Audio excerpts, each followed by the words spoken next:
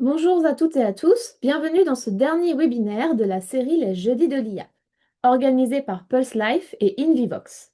Merci d'être présent pour poursuivre avec nous cette exploration des usages concrets et des évolutions de l'intelligence artificielle en santé. J'ai le plaisir de retrouver le docteur Grégoire Pigné, oncologue et radiothérapeute et président de Pulse Life, accompagné aujourd'hui du docteur Julien Belmont, oncologue radiothérapeute et cofondateur des Médecins Malins. Après avoir découvert l'art du prompt et les usages quotidiens des IA génératives lors de notre précédente session, nous allons nous projeter vers la prochaine grande évolution, les agents IA. Au cours de cette conférence, nous chercherons à comprendre ce qu'est réellement l'IA agentique, quels en sont les bénéfices et les risques, et comment interagir efficacement avec ces nouveaux outils. Excellente conférence à toutes et à tous. Merci Marine. Bonjour à tous. Bonjour tout le monde. On vous a prévu un certain nombre de questions auxquelles on va répondre avec Julien lors de cette session. On a prévu que ce soit une discussion pour que vous puissiez avoir une vision globale de chaque sujet et que vous compreniez bien qu'est-ce que c'est que l'IA agentique et comment ça s'applique pour chacun d'entre nous dans notre pratique médicale. Alors, la première question, c'est qu'est-ce que l'IA agentique pour vous? Et Julien, je vais peut-être te laisser commencer. Alors déjà merci tout le monde d'être là, je pense que vous êtes bien installés. On part pour une petite heure ensemble. Donc l'idée c'est de comprendre, donc si vous avez bien suivi tous les jeudis de l'IA avec la partie des prompts, la partie de l'IA générative, etc. Ça c'est l'évolution suivante, c'est-à-dire comment on va faire non plus des tâches séparées, mais un ensemble de tâches qui correspondent à une force de travail, donc un workflow, donc une boucle de tâches, donc un travail complet. Pour faire ça, il va falloir décomposer en process, c'est-à-dire décomposer tout ce que vous faites ou tout ce qu'on fait de manière parfois quasi automatique en une séquence de petites choses qui, quand on les met bout à bout, refont le travail que vous faites. On donnera plein d'exemples, mais l'idée, c'est d'avoir voilà, un objectif qu'on veut accomplir, une suite de tâches et en gros des petits bouts de prompt. Hein, ça peut être plus compliqué que ça, mais de manière très simple, ça peut être des petits bouts de prompt qui vont s'enchaîner à la suite pour coordonner tout ça. L'exemple qu'on avait donné avec Grégoire quand on avait un peu réfléchi ensemble, c'était le cadre qui aurait 4 agents, et là pour le coup je parle des agents physiques, des humains sur le terrain, qui va dire, ben voilà, aujourd'hui nous on doit faire tel objectif, telle tâche, donc ben, toi tu vas faire ça, toi tu vas faire ça, toi tu vas faire ça, toi tu vas faire ça, et à la fin, quand tout le monde aura travaillé, on aura résolu la tâche, on aura accompli l'objectif qu'on s'était fixé. Donc c'est pas une seule IA, c'est vraiment plusieurs petits bouts d'IA qui vont chacun avoir une petite tâche et qui ensemble, mis bout à bout, font une plus grosse tâche. C'est voilà, un travail complet. Donc les mots importants, c'est les mots de workflow, de savoir qu'en fait c'est une succession d'actions et d'actions simples. Et en fait, une action complexe, c'est toujours plein d'actions simples. Ce qu'il faut avoir en tête, c'est qu'à chaque fois, il faut avoir un objectif clair parce que en fonction de l'objectif qu'on fixe, ben, on n'a pas besoin des mêmes tâches on n'a donc pas besoin des mêmes outils d'IA. Dans l'IA agentique, il y a des critères qui sont importants, c'est que bah, le système d'IA agentique agit avec une certaine autonomie, que ce système d'IA agentique, il a un enjeu de productivité, il produit quelque chose, il interagit avec son environnement, mais jamais tout seul. L'humain fait vraiment partie en fait du système d'IA agentique, il y est complètement intégré. Hein. Donc c'est pas juste on prend un logiciel supplémentaire qui fait tout seul, non revu par l'humain. Donc c'est vraiment un système dans lequel on associe les compétences, les bénéfices de chaque acteur, les différents agents et l'humain au milieu. Et ce qu'on disait, c'était qu'il fallait effectivement, tu disais donc un humain qui reste dans la boucle. On reverra après dans les détails, hein, mais l'idée c'est vraiment d'avoir un humain un petit peu au-dessus de tout ça, qui va chapeauter l'ensemble, qui va orchestrer l'ensemble. C'est pour ça que l'idée du cadre de santé, voilà, qui a ses agents avec un objectif et le cadre qui au-dessus regarde que cette tâche est bien faite. Donc c'est ça en fait le rôle aussi de l'humain dans ce genre d'action, c'est d'être l'orchestrateur qui va devoir un petit peu regarder que tout se passe bien et donner parfois son avis là où c'est le plus utile. Et donc, pour faire de l'IA agentique, bah, il faut avoir des agents et plusieurs agents. Donc, si on regarde sur qu'est-ce qu'un agent et à quoi ça sert, euh, du coup, on peut se projeter avec ce qu'on vient de dire. On a une multiple tâches à faire. Et en fait, un agent IA, c'est un logiciel qui s'appuie sur une technologie d'intelligence artificielle. On l'a vu lors d'un des épisodes précédents du webinaire. euh, En fonction des données que vous prenez et des algorithmes que vous utilisez, vous ne créez pas les mêmes outils d'IA. Et en fait, un agent IA, c'est un outil d'IA qui est très spécifique.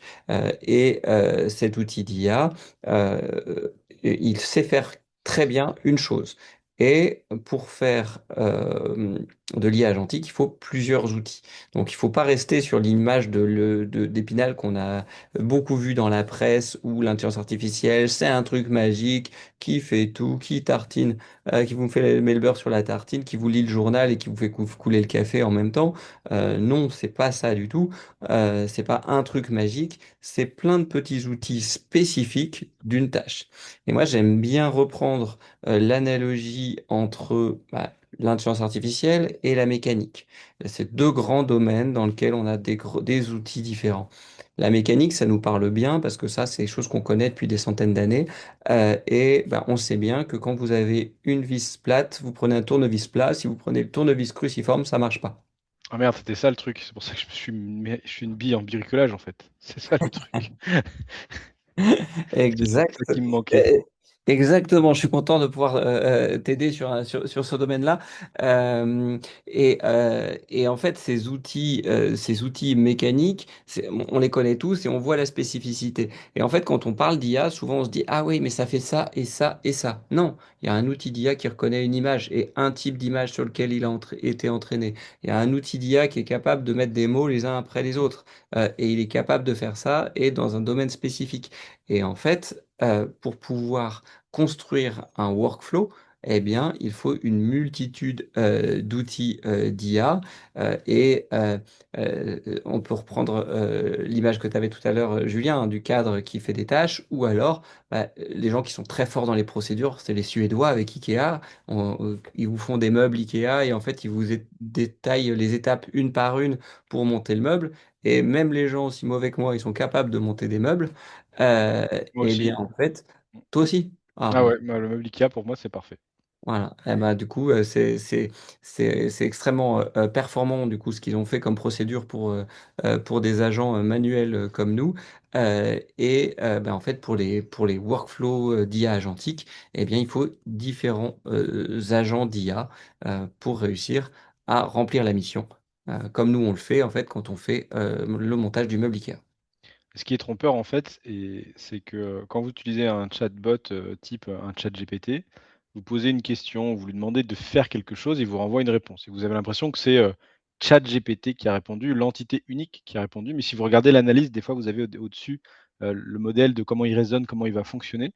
Vous voyez qu'en fait, pour la tâche que vous allez lui demander, il la décompose lui-même en sous-tâches et il va demander à un agent spécifique de résoudre chaque tâche. Quand tu lui dis par exemple, transforme-moi cette image dans tel style d'image. Il va d'abord dire, OK, donc l'utilisateur veut transformer une image qui est de tel type en image de tel type. OK, j'ai compris la question. Ensuite, il va falloir du coup que j'ai un système qui me permette de changer le pixel, un système qui va me permettre de changer la couleur, un agent qui va me permettre de changer le style, le style demandé, un agent qui va rechercher ce style, puisque je ne le connais pas forcément de base, donc il faut que j'aille rechercher quel est ce style. Et c'est tout cela mis bout à bout qui ensuite aboutira à je change ma photo de A vers B, mais ça, vous ne le voyez pas. Vous voyez que le résultat. Mais ce qu'il faut bien comprendre, c'est que déjà, même dans un chat GPT, s'il y a déjà des agents, pas évidente celle-là, dans le fond, pour effectivement faire la tâche pour l'objectif que vous-même vous lui avez décrit. Donc vous faites déjà de l'IA agentique sans le savoir. Et, de plus l'IA se développe, en fait, donc ça veut dire que plus arrivent sur le marché des outils d'IA en plus, et bien plus on peut répondre à des cas d'usage plus complexes. Si on revient sur le domaine médical, vous avez vu sûrement arriver dans les cabinets de radiologie des logiciels d'IA qui reconnaissent des cancers du sein sur une mammographie. Mais en fait, un logiciel qui reconnaît des cancers du sein, il reconnaît des microcalcifications. Après, il peut reconnaître aussi des images spiculées. Et ensuite, avec les images qu'il a détectées, il peut interpréter. Et donc, si on reprend, si on regarde, si on détaille les étapes, ici, bah, il y a l'analyse d'images, des différentes images qui peut être retrouvées. Et c'est pas la même chose, c'est pas le même agent IA qui va analyser une radiographie ou comme on a sur cet écran-là une imagerie d'IRM mammaire. Deuxièmement, en fait, ce qui va être possible, c'est d'ajouter derrière un autre agent IA qui, lui, va récupérer le contexte clinique du patient qui a été intégré dans la demande réalisée lors de la prescription de l'examen radiologique. Avec l'analyse de l'image et le contexte clinique, un troisième agent pourra intervenir pour rédiger le compte-rendu médical.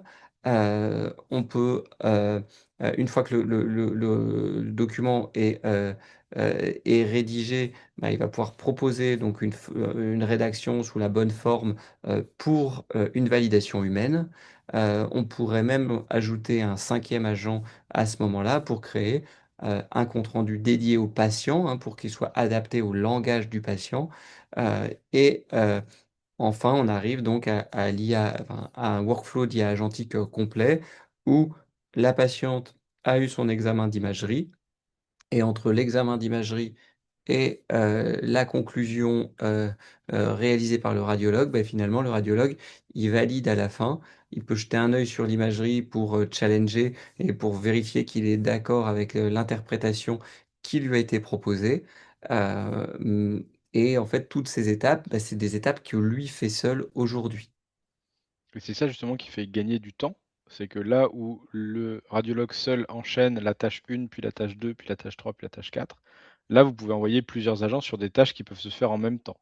Alors, vous ne pouvez pas rédiger le compte-rendu tant qu'il n'a pas été analysé, mais typiquement, analyser l'image et récupérer le contexte clinique, ça peut se faire en même temps. Pendant qu'il y en a un qui analyse, l'autre va lire le dossier clinique et ensuite les deux se rejoignent pour aller à l'étape d'après. Mais du coup, au lieu de faire un puis l'autre, c'est les deux en même temps. Donc, vous gagnez du temps.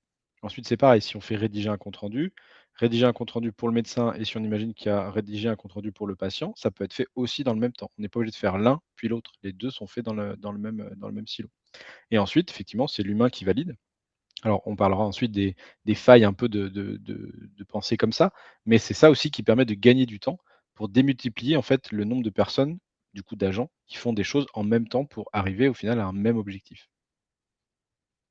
Donc le temps de positionner la patiente pour acquérir l'image, bah, celui-là, il ne sera pas réduit. Par contre, une fois que l'image est sortie, le temps d'interprétation, de rédaction des comptes rendus et de validation doit pouvoir être nettement amélioré.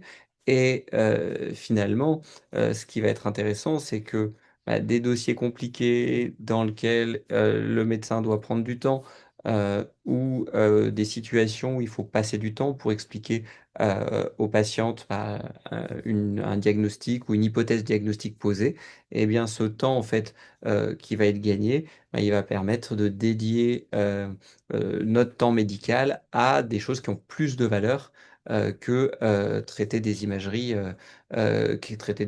qui sont bénignes mais qui prennent aujourd'hui autant de temps qu'une imagerie complexe.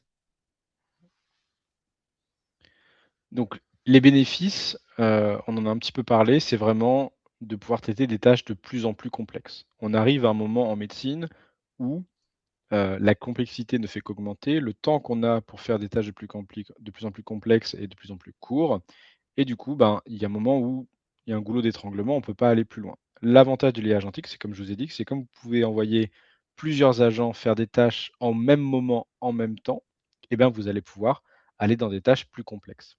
Des tâches plus complexes, effectivement, vous allez donc décomposer les problèmes et ensuite vous pouvez les automatiser. Il y a des choses pour lesquelles la présence de l'humain est vraiment, pertinente à la fin du workflow complet et donc on peut tout à fait, intervenir qu'à la fin et pendant ce temps, vous avez des IA donc là qui sont pas des enfin vous avez des agents qui sont des IA donc qui travaillent extrêmement vite, qui du coup peuvent enchaîner, plusieurs tâches. Vous avez par exemple, un truc qu'on avait ce que moi j'essaye qui marche très bien en ce moment, écrire un article médical. Finalement, écrire un article médical en soi, ça paraît simple, c'est juste écrire un article médical, mais non, il faut aller faire, une recherche, une revue de biblio, confronter les idées, lire tous les documents, faire un plan, écrire, à l'intérieur de ce plan, écrire les limites, et ensuite, rentrer toutes les références. Tout ça, c'est des tâches différentes et finalement, écrire un article médical, c'est assez complexe. On peut aller ensuite encore plus loin. Si on peut être partout, avoir des yeux partout et enchaîner les tâches, et bien, on peut aussi sécuriser des usages. Il y a des choses qu'on fait vite, qu'on fait de manière répétitive avec un risque d'erreur. Là, si vous avez un système informatique qui ne se trompe pas quand il est bien programmé et qui enchaîne des tâches régulièrement sans fatigue, on va dire, on peut aussi sécuriser des choses. Le non clinique, on en La parlera fatigue, c'est après. important, hein. Oui, ouais, bien sûr. Bah, Nous, on est des êtres humains, hein, donc les êtres humains, on fait des erreurs aléatoires et en fait, on est fatigable. Euh, Là où bah, ces solutions, ces agents IA, eux, qu'ils soient 8 heures du matin à minuit, 2 heures du mat, qu'ils aient travaillé pendant 24 heures d'affilée ou pas, bien, ils sont pas fatigables. Par contre, il faut pas de coupure de courant. ouais et puis comme on disait, on en avait parlé, quand on avait discuté, longtemps ensemble là sur Santexpo, il y a aussi par contre le risque d'erreur systématique lié justement à la mauvaise programmation initiale. Le problème de ces systèmes, c'est que si d'emblée il y a, une erreur, bah, effectivement l'erreur elle est reproduite en série à grande échelle. Donc c'est pour ça que d'autant plus en médecine, hein, heu, on se doit d'avoir des systèmes comme ça qui soient extrêmement, sécurisés et extrêmement, testés avant d'être mis en pratique. J'ai l'habitude de dire que c'est l'inverse d'un produit technologique. En tech, tu envoies ta version 1, ta version bêta, puis tu verras, tu testes et puis tu itères et puis tu envoies la V2, la V3, puis tu itères au fur et à mesure des bugs. Là, en médecine, non, tu as des humains en face de toi, tu peux pas te permettre d'envoyer une version bêta, qui marche pas, quoi.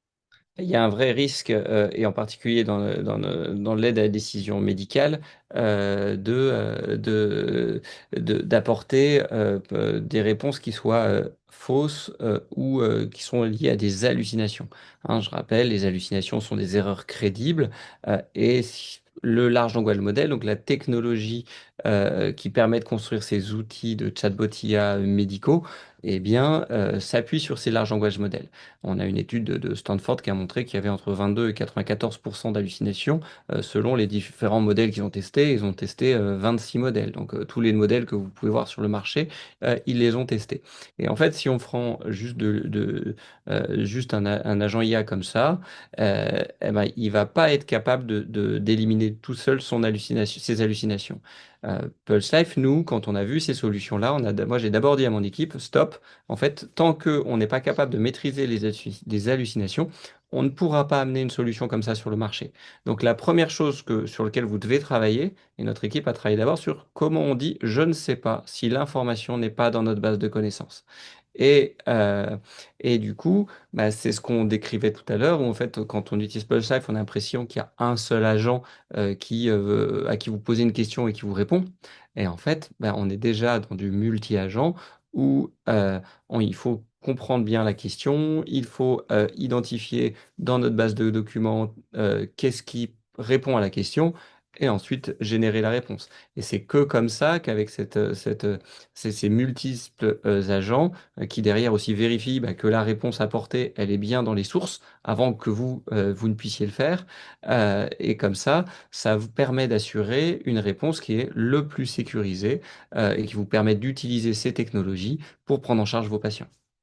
C'est pour ça que moi aujourd'hui, j'avais pris l'habitude, tant qu'il n'y avait pas justement de système, de ce type-là, de faire une double recherche. Une recherche sur un moteur 1, une recherche sur un moteur 2 et de voir, de comparer si les réponses étaient similaires pour au moins me montrer du doigt, qu'est-ce qui n'allait pas et c'est ce qu'on a mis en place. Tu sais, moi j'ai fait un système donc, de multi-agents dans ma clinique, pour tout un tas de choses.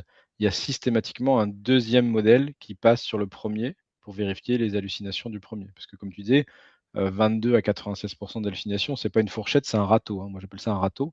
c'est pas possible. Encore une fois, en médecine, c'est pas possible. Donc d'avoir une deuxième personne comme en médecine, hein, quand tu fais un double contrôle, le médecin qui regarde les contours de l'autre médecin, le dosimétriste qui regarde la dosie de l'autre, qui fait voilà, un double regard pour augmenter la qualité de ce qu'il fait. Ben là, c'est pareil, on fait un double. Moi, j'ai pris l'habitude de faire un double regard par deux LLM différents, jusqu'à ce Ça, c'est qu'on ait la des formation systèmes. professionnelle des radiothérapeutes. Ouais, voilà. Mais en tout cas, c'est pour dire que le double regard en médecine, d'avoir quelqu'un qui regarde ce que vous faites, alors les médecins, nous, on ne le fait pas trop, on n'a pas ce truc de, on se regarde entre nous, c'est encore, très un peu tabou, je dirais même, mais ça se fait beaucoup, beaucoup, beaucoup ailleurs en santé et pourquoi? Beh, parce que voilà, ça augmente la sécurité de ce que tu Bah, fais.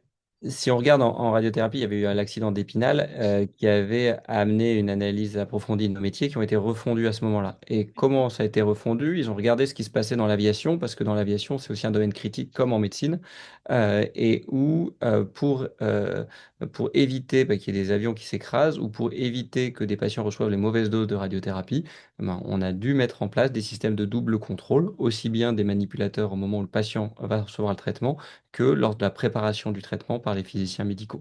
Et en fait, c'est finalement une autre manière d'appliquer ce double contrôle pour assurer la sécurité des réponses par Pulse Life. Dans les bénéfices, s'il y a des bénéfices, c'est qu'il y a aussi des risques. On a commencé à évoquer avec Julien donc les risques liés à l'humain, hein, parce que nous, on est fatigable, on ne peut pas travailler 24 sur 24. En même temps, nos erreurs, on les fait pas de manière systématique, on les fait de manière aléatoire. Mais par contre, ce qu'il faut bien voir, c'est que un agent IA fait des erreurs, alors un workflow d'agent IA peut potentiellement faire de multiples erreurs. C'est ça qui est dangereux. C'est que, comme je disais, la boule de neige va très vite. Un humain va travailler que dans la journée, ensuite va s'arrêter. Là, vraiment, l'IA va travailler 24 h 24 et effectivement, on va travailler très vite. Donc, tu vas aller plus loin, plus haut, plus fort. Alors, si tu amplifies ce qui est bon, c'est bien, mais tu peux aussi aller plus loin, plus haut, plus fort pour quelque chose de très mauvais. Et donc, ça, c'est vraiment quelque chose auquel il faut faire très attention. Et moi, le truc qui me, voilà, qui m'importe le plus et on en avait beaucoup parlé, moi, c'est vraiment le deskilling. Le deskilling, c'est quoi? C'est le fait de, à force de confier à la machine, une partie de son raisonnement pour les tâches complexes et ben, à terme, on sait que, on va perdre en compétences. Donc skill, c'est compétence, donc on va se deskiller, on va perdre en compétences et on pense qu'à terme, effectivement, à force de faire trop confiance, on ne saura plus faire. Je donne pour Alors, exemple, mon père qui a pris une voiture automatique quand il a eu 60 ans, aujourd'hui il en a 70. Il est incapable, alors qu'il a conduit 50 ans sur une manuelle. C'est très dur pour lui de retourner à une manuelle. hmm. Voilà. Alors, le deskilling, c'est sûr que c'est un sujet qui est important, d'autant plus quand on a pris l'habitude d'utiliser ces agents IA. Moi, il y a quand même des choses encore avant, quand on débute sur l'usage de l'IA, parce que toi, Julien, tu es, déjà un expert, mais quand on débute sur l'usage de l'IA, il faut déjà bien penser que dans sa tâche, l'agent IA, il fait des erreurs, ou il peut faire des erreurs, ou alors il peut être mal utilisé. Par exemple, vous vous souvenez sûrement de l'exemple de l'agent IA qui détecte des mélanomes. Cet agent IA, il a été formé sur des peaux blanches, donc il est devenu performant sur des peaux blanches, et par contre, sur des peaux noires, il est mauvais. Donc si vous l'utilisez sur une peau noire, sans savoir qu'il a été entraîné sur une peau blanche, eh bien, vous allez prendre des mauvaises décisions et l'erreur va être systématique. Systématiquement, l'agent IA que vous allez utiliser va se tromper.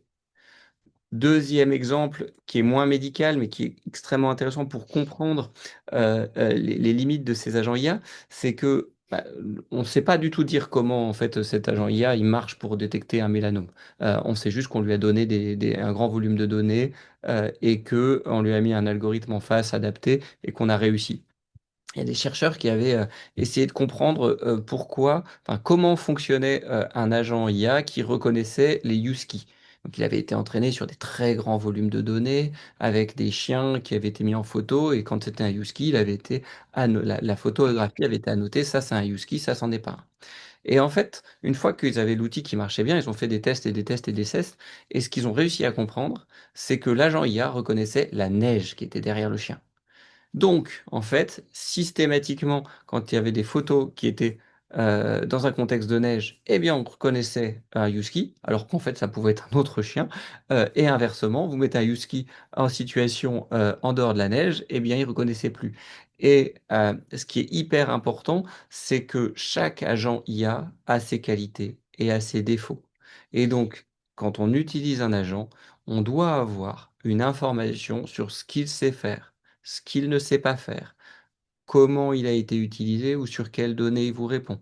Si vous n'avez pas ces informations-là, ben vous devez aller les chercher avant d'utiliser cet outil parce que vous pouvez, en toute bonne foi, mettre en danger votre patient parce que en fait, vous n'aviez pas les bonnes informations pour l'utiliser.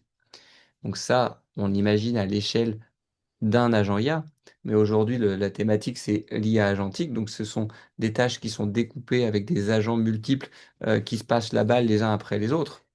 Mais si vous avez 10 agents IA qui font 10 erreurs différentes, mais que euh, pour le cas patient, le parcours patient que vous êtes en train de prendre en charge, eh bien, chaque agent se trompe, on peut arriver ou un seul se trompe sur toute la chaîne, on peut arriver à des catastrophes humaines.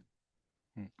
Et c'est là où tu se rejoins et le mot on l'a mis, hein, c'est la surconfiance. Le problème, c'est qu'aujourd'hui, vous avez eu très probablement l'habitude de tester les ChatGPT et compagnie sur des choses simples. Et donc, du coup, vous avez bâti la confiance là-dessus. Je demande une recette de cuisine, il me sort ça. Je demande un truc simple, il me donne ma réponse et la réponse est bonne. Et du coup, votre cerveau, il a appris quoi? Il a appris, c'est utile, ce qui me sort, c'est bon. Et donc, vous êtes resté là-dessus. Mais quand vous passez sur un niveau de complexité supérieur, de type, voilà, mon patient, il a ça, ça, ça, ça, ça, ça, ça, quel est le diagnostic, qu'est-ce que je lui donne, quelle est sa prise en charge adaptée, il va aussi vous sortir une réponse parce qu'il est programmé pour sortir une réponse, mais le niveau d'exigence ChatGPT, n'est pas le même même. s'il n'a pas de réponse, il vous en trouvera une. Exactement, exactement et en plus, il vous fera ça bien, il vous fera ça très propre et comme votre cerveau a commencé à faire confiance sur des tâches simples, naturellement et ça vous n'y pouvez rien, hein, c'est cognitivement, on est câblé comme ça et ben, la réponse qui va sortir, vous allez lui accorder votre confiance et c'est là où on fait les erreurs. C'est là où justement on fait des erreurs qui peuvent être très graves, d'autant que je vous disais, on n'est pas sur de la tech avec des applications qu'on peut moduler. Là, c'est des patients et donc c'est vraiment des choses qu'il faut garder en tête dès que vous commencez à utiliser ces choses-là. Ça ne veut pas dire qu'il ne faut pas les utiliser, mais comme dit Grégoire, c'est, comment ça a été entraîné, à quoi ça sert, quelles sont, les failles du système, et c'est typiquement, je fais mon petit instant promo, hein, ce que nous on essaie de voir dans les médecins malins, c'est de décortiquer ces trucs-là pour dire, qu'est-ce qui marche pas? Parce que honnêtement, il y a des choses pour lesquelles, voilà, un chat GPT pour la médecine, aujourd'hui, moi je considère que c'est pas une bonne chose. Ouais, et ça, du coup, on a vu qu'il y a des bénéfices en fait très forts attendus et qui sont qu'on peut voilà, ces outils d'IA et cette IA agentique a une promesse qui est extrêmement forte, d'autant plus dans le contexte du système de santé qui est en difficulté. Mais pour pouvoir accéder à ces bénéfices, il faut être capable de prendre une décision éclairée, c'est-à-dire d'avoir une bonne compréhension des outils que vous utilisez. Mais en vrai, quand un médecin, un chirurgien change de bistouri, il va regarder les avantages, inconvénients du bistouri A versus le bistouri 2, B, et il va pouvoir choisir. Et ben, sur les outils d'IA, c'est la même chose. Et si vous ne comprenez pas les limites des outils que vous utilisez, vous pouvez vous mettre en danger. Donc faites-le, mais posez-vous la question avant de quelles sont les limites, qu'est-ce que je ne dois pas faire avec cet outil d'IA. Alors ça fait un peu peur comme ça, hein, dit, ils nous disent qu'il faut les utiliser et puis en fait, on nous dit qu'il y a plein de failles et cetera. Non, hein, j'insiste, plus on va avancer, plus des solutions, fiables vont sortir, plus il y aura des contrôles, plus ce sera sécurisé. Mais gardez vraiment votre esprit critique là-dessus. Quand bien même les outils sont excellents, quand bien même et cetera, rappelez-vous, nous médecins, on est, les garants de la prescription, quel que soit l'outil qu'on utilise. C'est-à-dire que même si vous avez un outil qui est certifié, validé et cetera, s'il y a une erreur, vous ne pouvez pas vous retourner directement contre le logiciel en disant: «Bah, non, c'est pas ma faute, moi je». Non, vous devez garder votre esprit critique en tout temps et d'autant plus avec ce genre d'outil, clairement. Après, c'est quand même logique, hein. Le patient, il vient nous voir, nous, en tant que médecin, professionnel de santé. C'est à nous qu'il confie, qu'il nous passe sa confiance. Mmh, Euh, c'est donc, évident. on doit être à la hauteur. Et pour être à la hauteur, ça ne veut pas dire qu'il ne faut pas utiliser ces outils-là, mais qu'il faut bien les maîtriser. Et du coup, bien les maîtriser, c'est connaître leurs limites, connaître leurs bénéfices, mais ça, on le projette tous assez facilement. Et aussi savoir bien les utiliser. Parce que le mésusage, c'est un élément important des risques liés à ces technologies-là. Par contre, le bon usage des agents IA, c'est ça qui va vous permettre d'aller en tirer un maximum de bénéfices pour vous et pour vos patients. Et donc là, on va passer dans mon petit dada, qui est le contexte. Le contexte, pour moi, c'est ce qui fait la force d'un logiciel qui va utiliser un LLM. Et là, pareil, c'est l'instant promo. C'est pour moi, je pense que Pulse Life est bon pour ça parce qu'il y a un contexte qui a été validé par des médecins. Je précise, je ne suis pas sponsorisé, hein, pour ceux qui pourraient dire, pas sponsorisé. C'est hyper important d'avoir un contexte de base très fond. Qu'est-ce que c'est un contexte? C'est expliquer tout ce qui se passe derrière. C'est qu'il y a plein de choses que vous avez dans votre tête qui sont évidentes, qui sont intuitives, mais quand vous l'exprimez à l'oral dans l'agent, que vous ne dites pas. C'est différent de dire qu'est-ce qu'elle a, Madame Michu, qui est essoufflée, de je suis en face de Madame Michu, 82 ans, dyspnéique depuis 2 jours, avec une grosse jambe rouge aiguë, elle n'a pas d'anticoagulant et elle est restée 2 heures au sol. Là, déjà, ça oriente plus. Et même pour nous, en médecine, c'est notre job à l'examen clinique, à l'interrogatoire, d'aller chercher justement ce contexte. Quand les patients arrivent en disant ouais, je me sens pas bien. Oui, mais précisons. Donc là, vous posez des questions pour affiner. Et ben, le LLM, c'est pareil. Si l'agent, vous lui dites je veux avoir des infos sur la tuberculose, oui, il va vous donner des infos, mais ce sera hyper générique. Si par contre c'est je veux le traitement antibiotique dans la tuberculose, dans la population X, chez un patient qui a 32 ans, qui a été exposé à ça, ça, ça, ça, ça, la réponse, elle sera complètement différente. Et donc pour moi, le contexte bat le modèle. Et j'ai fait des tests là-dessus.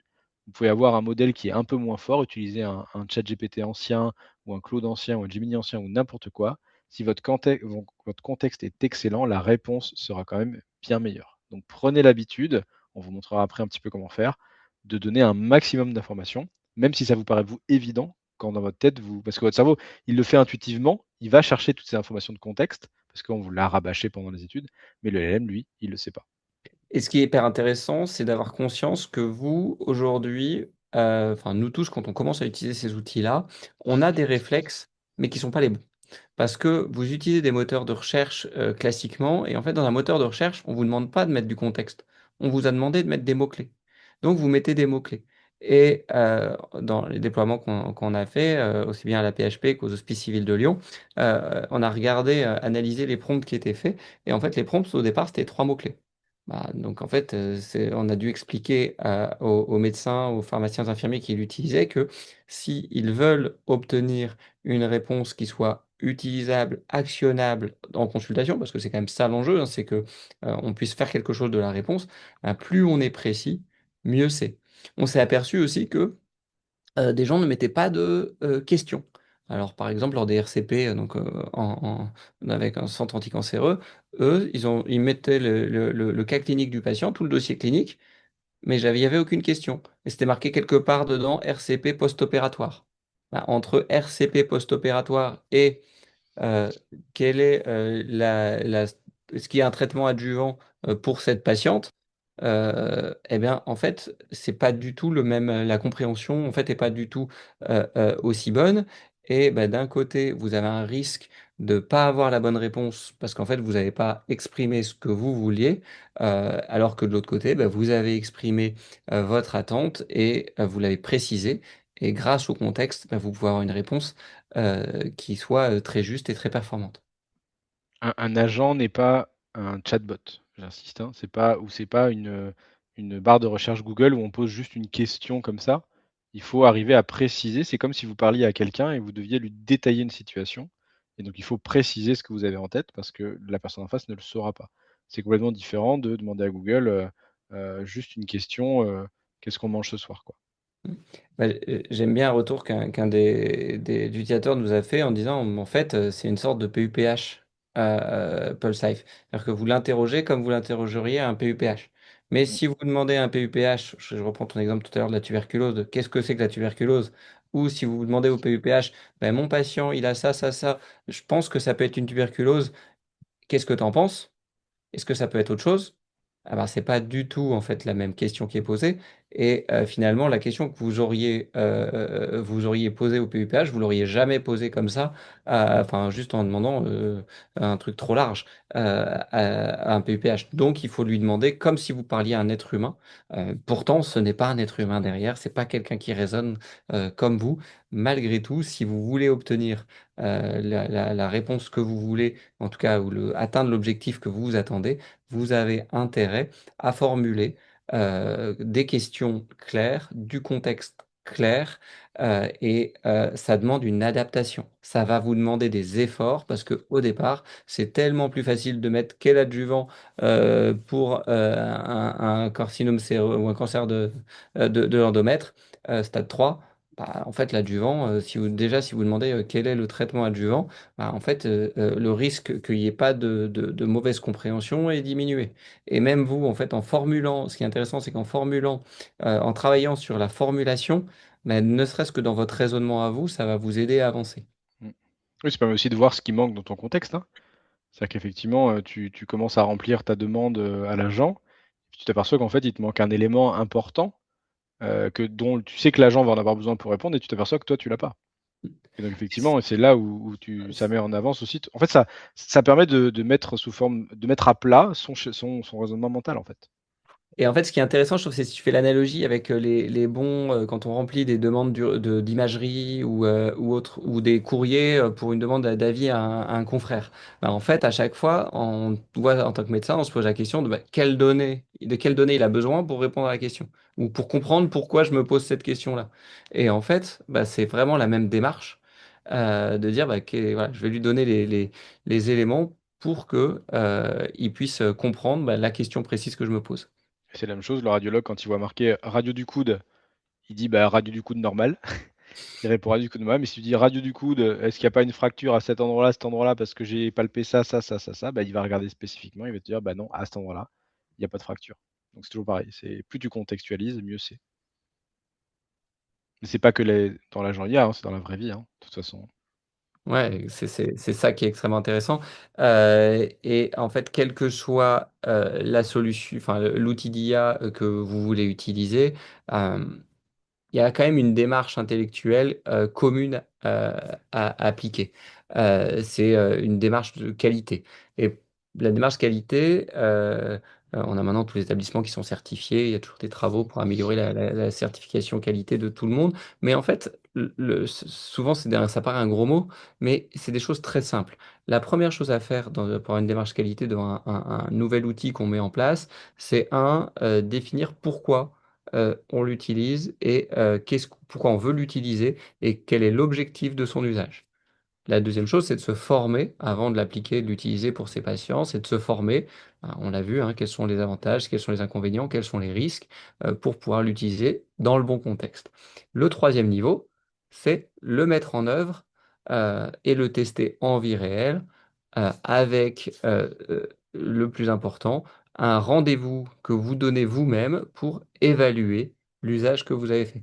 Vous commencez à utiliser un outil d'intelligence artificielle, vous avez identifié que ça va vous aider pour vos décisions en consultation, vous vous êtes formé sur les avantages et inconvénients de l'outil, les risques auxquels vous devez faire attention.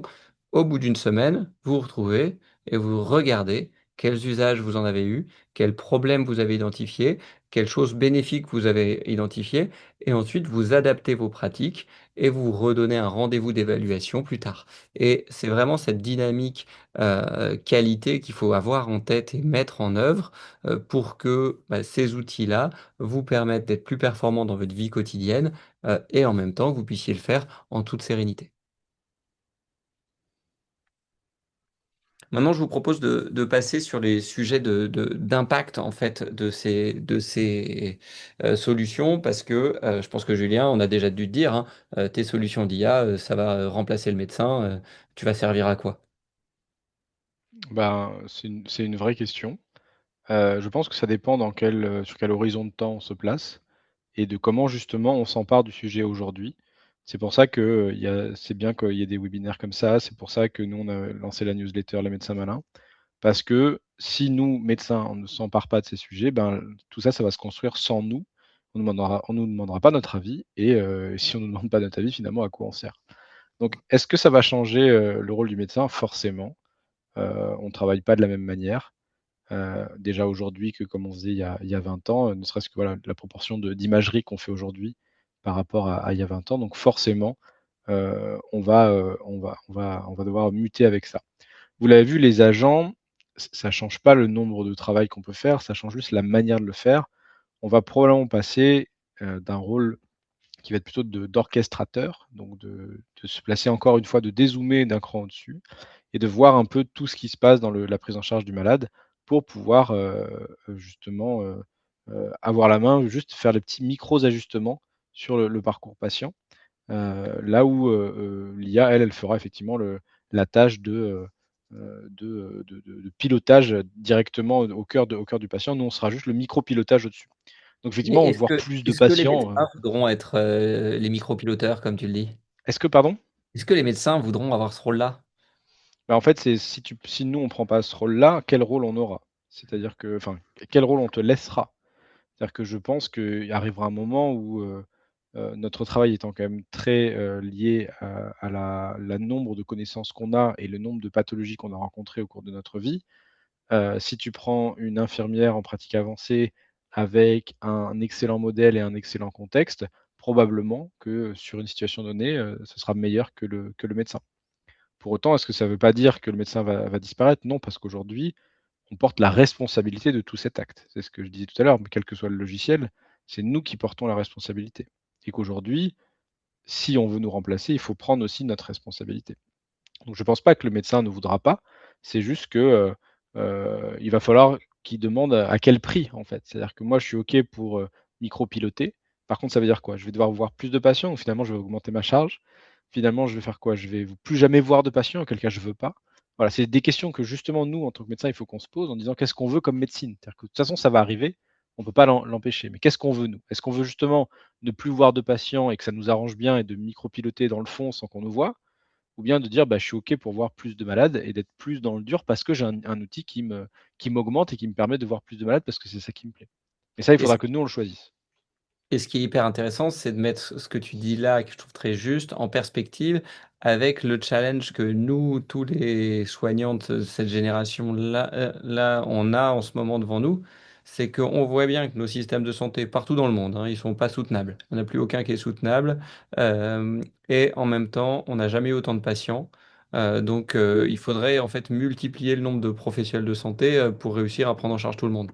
Donc en fait, on a un système qui marche plus, c'est pas tenable, et on nous demande à nous de prendre en charge plus de patients et on n'a pas économiquement les moyens de nous payer plus ou de payer plus de médecins.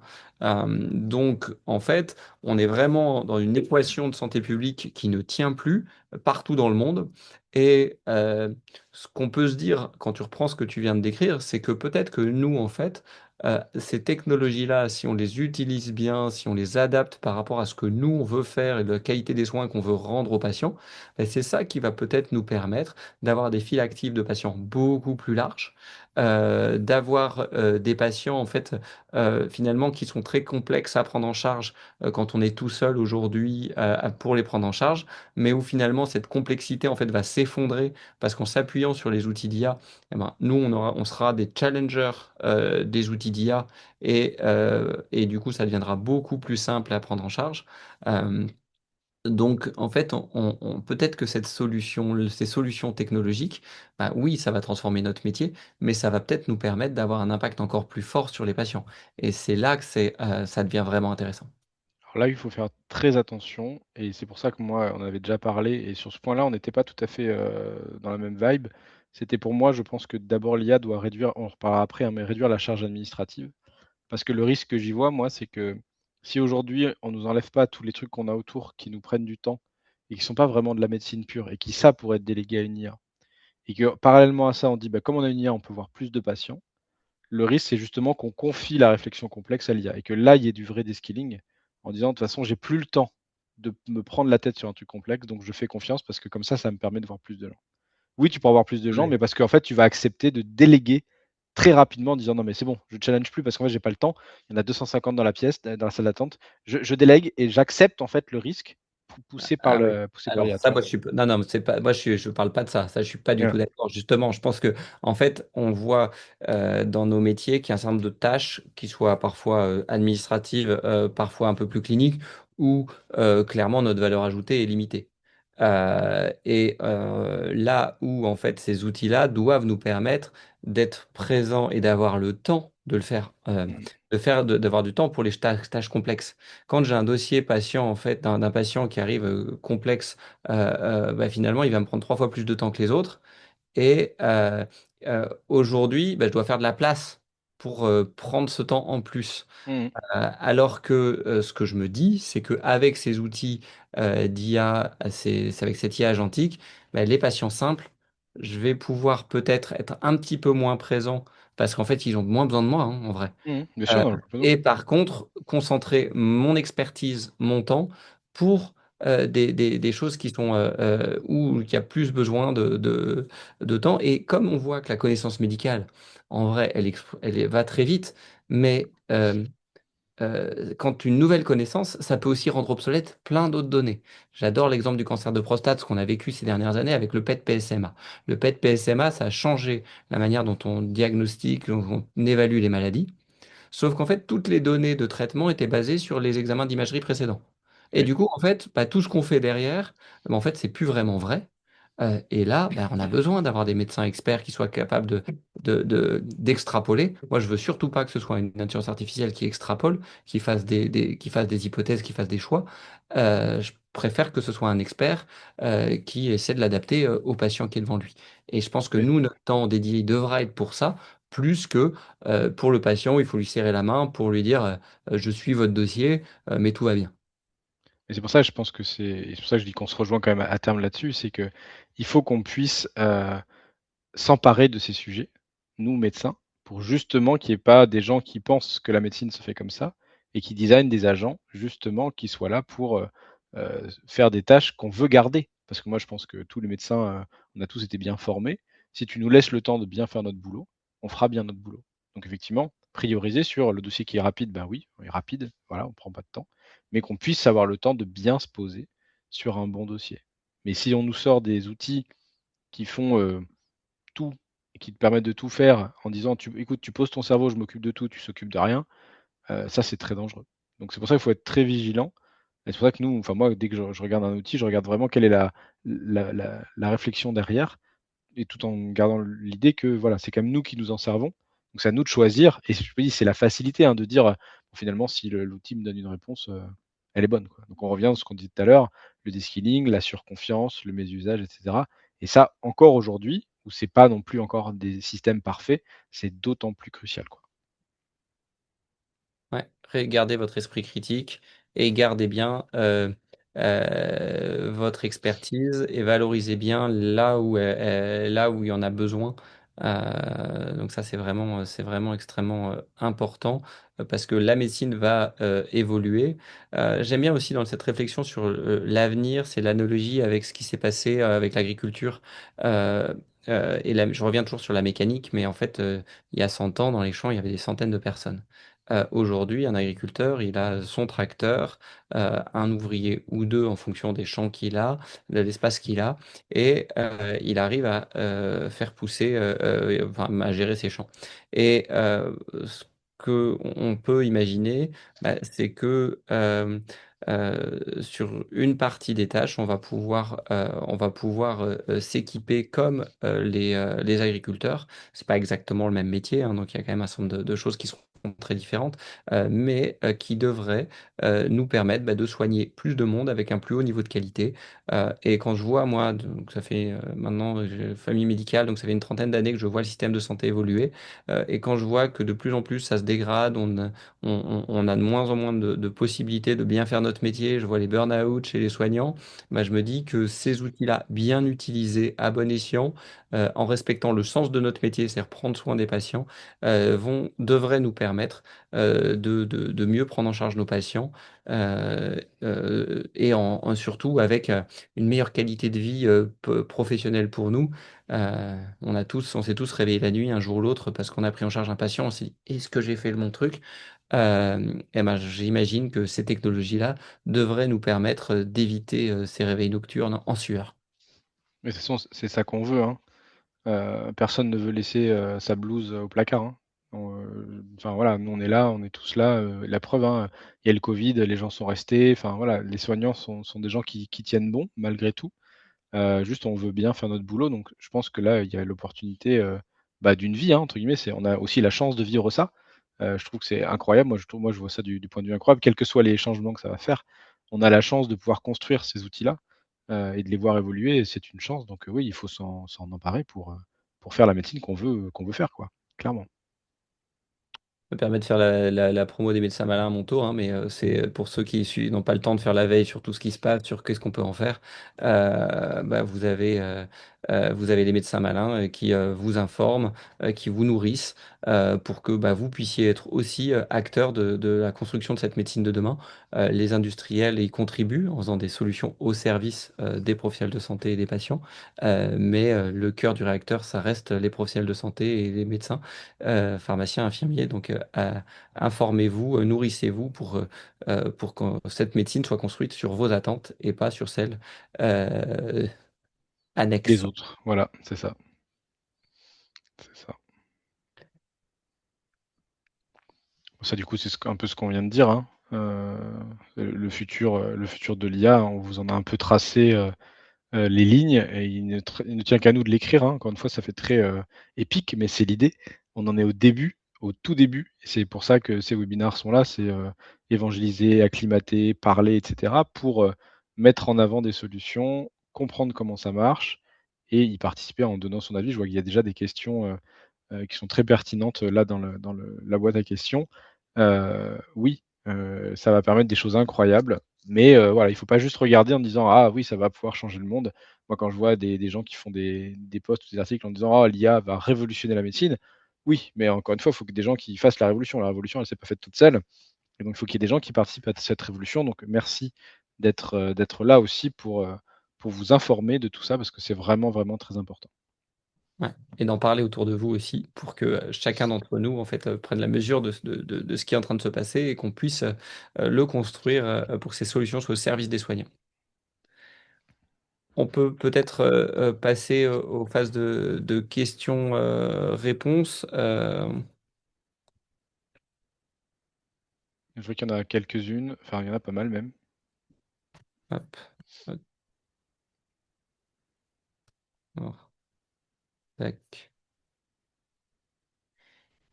Oui. Alors, pour commencer avec les questions, une première question, qu'en est-il du médico-légal dans ce contexte? Je pense qu'on est tout à fait aligné avec Julien. Le professionnel de santé, c'est ce qu'on a dit tout à l'heure, a la confiance de son patient. Il est responsable de ce que lui va décider à partir des outils qu'il va utiliser. Que ce soit un outil d'IA ambiante qui retranscrit la donnée patient dans le dossier, c'est vous qui signez l'enregistrement dans le dossier patient, que ce soit la décision médicale en vous appuyant sur une solution comme Pulse Life. Pulse Life vous apporte une information éclairée pour que vous puissiez prendre votre décision, mais votre décision vous revient in fine. Moi, je pense que c'est extrêmement important de préserver cette responsabilité et de faire en sorte que ce soit nous, les soignants, qui la gardions absolument. Alors j'irais même plus loin, je dirais que rappelez-vous, on est tenu au secret médical et que mettre des données patients dans une IA où les données transitent à l'extérieur de votre cabinet, hein, quel que soit, hors question de souveraineté ou autre, à l'extérieur de votre cabinet et ben, ça peut poser des questions de secret médical en fonction de comment est traitée la donnée derrière. Donc posez-vous toujours la question, quand j'utilise ces outils: Qu'est-ce que où va ma donnée et est-ce que j'ai le droit de mettre des informations qui identifient mon patient?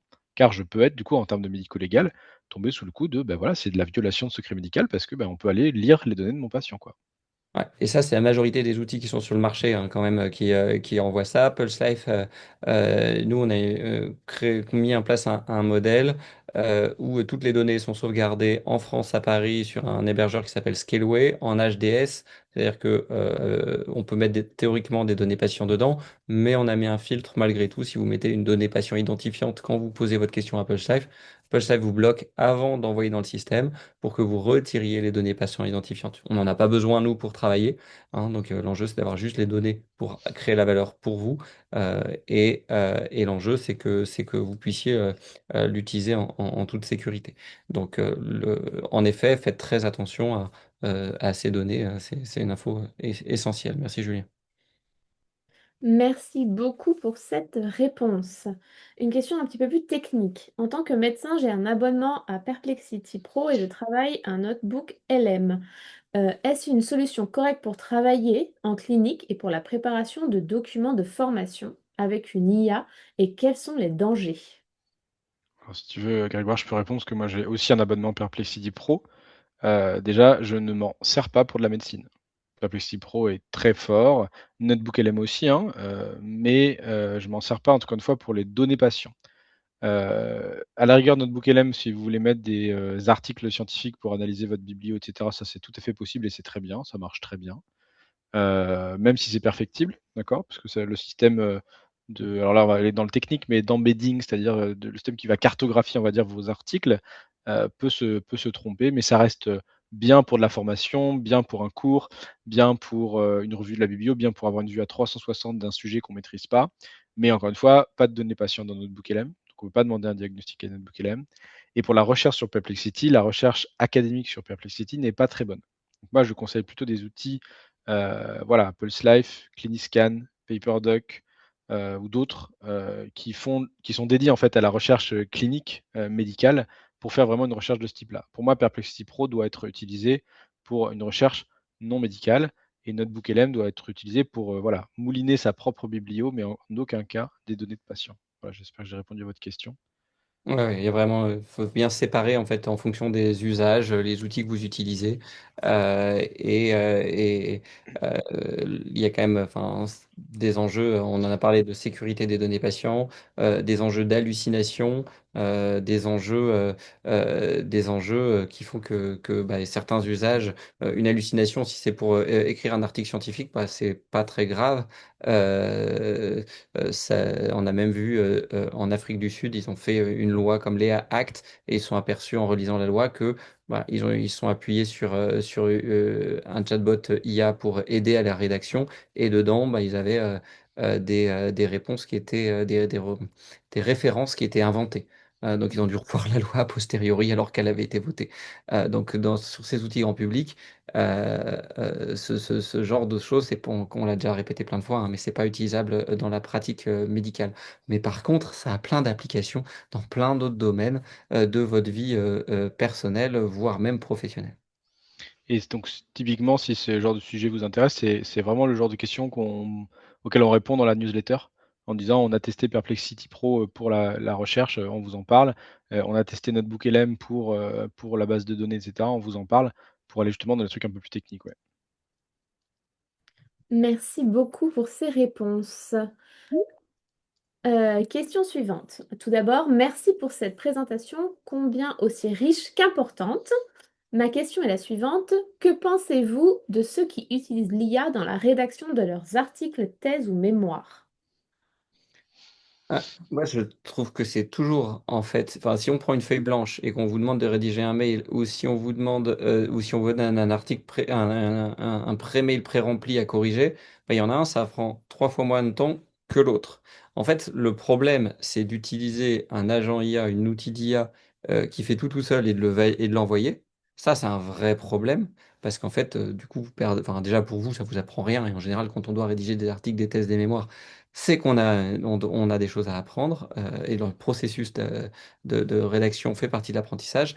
Et par contre, l'expertise que vous devez amener, vous devez l'amener après le travail de l'IA. Et donc, à mon sens, c'est quand même un des outils très performants bah, pour soit rédiger plus vite des thèses ou des mémoires, soit même aller au-delà, en fait, vous enrichir dans votre réflexion. Moi, encore une fois, quand on me pose la question, je dis toujours, ça dépend de l'intention. Si l'intention, c'est j'utilise l'IA pour pas m'embêter et en fait que ça fasse mon boulot à ma place et puis c'est tout, bah là, effectivement, c'est une mauvaise utilisation. Si c'est pour dire finalement, j'ai lu mes articles, je sais ce que je dois dire, je sais ce que je veux dire, mais c'est juste que, voilà, j'écris moi, pas typiquement, j'écris pas des articles scientifiques tous les 4 matins. Là, je dois en écrire 3. Bah oui, je me suis aidé de l'IA, non pas pour faire mon travail, mais pour dire, bah, pour toute cette question de mise en forme, par exemple, que je ne connais pas bien, dont j'ai pas l'habitude, de l'anglais un peu académique ou autre, bah, là, ça m'aide, en fait. Ça n'empêche que j'ai lu mes articles, j'ai fait ma biblio tout seul, j'ai fait mes limites et cetera.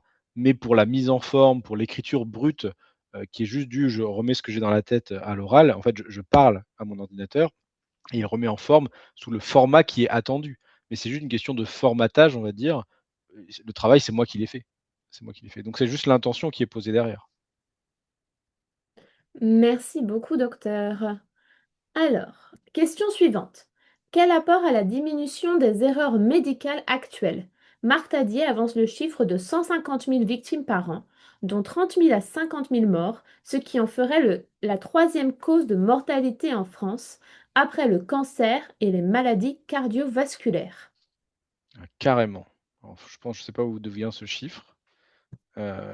Pareil, les sources, hein, que ce soit de l'IA ou autre, les sources. C'est évident que ça peut faire des erreurs, j'en suis convaincu. De là à dire que ça en a fait autant avec des morts derrière, je suis très sceptique. Alors non, moi j'ai plus compris, c'est qu'en fait nous en tant que médecins humains, on fait des erreurs médicales. Ah oui, oui, Du bien coup, sûr. la OK, question d'accord. que je comprends, c'est que bah, aujourd'hui, elle est estimée à 150 000 victimes par an. Alors, je pense que D'accord, les OK. chiffres sont faux, mais le concept est, enfin, ils sont faux. Et c'est d'extrapolation, hein, on n'a pas de données. Franchement, c'est très, enfin, si on savait identifier toutes les erreurs médicales, je pense ça serait déjà le premier point pour pouvoir les diminuer. Après, moi, je suis convaincu que ces outils-là intégrés dans nos logiciels de médecins, bah, ça peut nous remonter en fait ce qui est hors des clous, ou ça peut nous remonter en disant, tiens, on ne comprend pas pourquoi il y a ce médicament qui est prescrit. Eh ben, le médecin, il aura au moins l'info, d'ailleurs, il y a ce médicament qui est là, pourquoi, ou alors une prescription qui sort d'un cadre en disant, attention, ça sort du cadre. Parfois, on fait des prescriptions hors AMM, elles sont assumées, on sait pourquoi. Très bien, mais parfois en fait on fait des trucs parce qu'on fait des erreurs et probablement que on va pouvoir remonter une information avec des solutions comme Pulse Life quand elles sont intégrées dans le logiciel pour dire attention là, votre prescription elle correspond à aucune recommandation qu'on a dans notre base de connaissances et pour donner en fait la capacité au médecin de dire bah non, moi je sais, c'est hors AMM, c'est pour telle raison que j'utilise, ou ah oui, mais en fait je voulais écrire tel truc, j'ai écrit tel autre, ou j'ai mis telle posologie alors qu'en fait je voulais tel autre, et bah oui, c'est mon 40e patient de la journée, je suis crevé, et du coup, à mon sens, c'est hyper important que donc ces solutions, on appelle ça des solutions SADM, hein, solutions d'aide à l'édition médicale, soient rapidement dans nos logiciels pour nous assister et pouvoir diminuer ce risque d'erreur médicale. Et donc oui, je rejoins, hein, effectivement, la question sous cet angle. Oui, bien sûr qu'il y a des erreurs médicales. Oui, que l'IA, je pense, diminuera le nombre d'erreurs médicales. Mais là où il faudra faire très attention, c'est ne pas croire que ça n'en fera plus jamais avec l'IA. Encore une fois, c'est l'idée de la surconfiance, hein, de dire parce qu'il y a c'est de l'IA, ça ne fera pas d'erreur. Et à l'inverse, accepter aussi, et ça c'est un travail pour tous, hein, patients, soignants, et cetera, qu'on n'arrivera jamais à avoir une IA qui est fiable à 100. Et donc du coup, il ne faut pas attendre de sortir une IA, tant qu'elle est pas à 100 parce qu'on n'y arrivera jamais. C'est-à-dire que les gens qui me disent: «Moi je veux pas d'IA parce qu'en fait elle a 2 d'erreur», enfin 2, c'est voilà, c'est bien mieux qu'un médecin. Et donc du coup, il faut pas attendre le 100. On ne l'aura pas même sur, ce genre de système-là. Merci beaucoup pour ces réponses. Question suivante. Réflexion passionnante, mais en pratique, je ne vois pas bien quel agent pour quelle prise en charge. Euh, je pense qu'il y a chaque agent pour chaque prise en charge. Vous avez des agents d'aide à la décision pour vous aider dans la réflexion de l'aide à la décision. C'est ce qu'on on fait chez Pulse Life. Vous avez des agents pour faire de l'imagerie, pour analyser de l'imagerie. On a une belle boîte Gliver qui a fait plein de belles solutions. Vous avez en fait des agents maintenant qui commencent à arriver vous allez voir arriver dans vos dossiers patients pour pouvoir interroger la donnée qui est dans vos dossiers patients parce qu'aujourd'hui, bah, c'est extrêmement extrêmement compliqué de retrouver la dernière prise de sang, le dernier compte-rendu de cardiologue dans vos logiciels. Euh, et bah, vous allez les voir en fait au fur et à mesure arriver. Après, ce qui nous paraît important, c'est que bah, chaque agent que vous allez utiliser, vous sachiez pourquoi vous l'utilisez, vous formiez à l'usage et évaluez votre usage. Je pense que si vous faites ça, ben, vous arriverez à en tirer le meilleur pour vous et pour vos patients.